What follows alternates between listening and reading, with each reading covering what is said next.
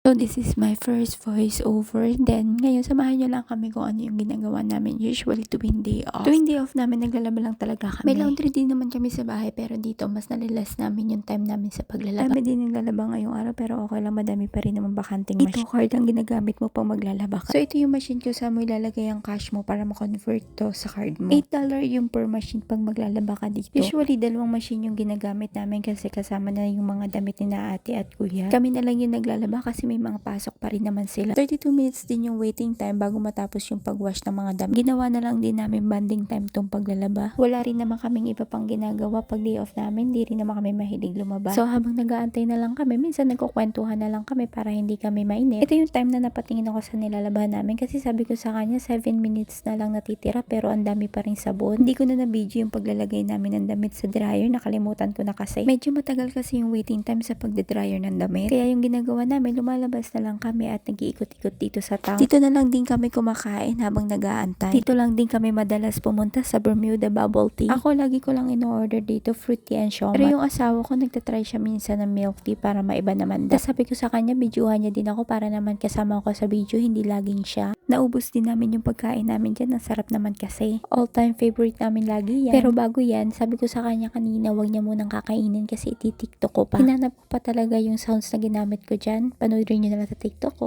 Oy, nag-promote bigla. Binidyo-video ko lang yung sarili ko dyan. Wala lang akong magawa eh. After niya, umalis na rin kami dyan. Tapos naglakad-lakad lang kami palabas ng mall. Ito, sobrang bilis ng transition. Nasa bahay na kami agad. Tapos na kami maglaba. Naisipan naman niya magpagupit sa akin. Ewan ba kung ano natripan namin. Dito pa namin sa labas naisipan maggupit. Sobrang hangin pa naman ngayon. Kasi pangit yung panahon ngayon dito sa Bermuda. Kaya lahat ng buhok na ginugupit ko sa kanya, sa akin lang din pumupunta kasi sobrang hangin. Ayun, pagkatapos ko naman siyang gupitan, nag-exercise naman siya. Sabi ko sa kanya, i-video ko pa yung result ng paggugupit ko sa kanya. Pero sabi niya sa akin, magbubuhat daw muna siya. Ito nga yung result ng paggugupit ko sa kanya. Mukhang okay naman at nagustuhan naman niya. No choice na rin naman siya eh. Pero hanggang dito na lang muna. Thank you for staying with me.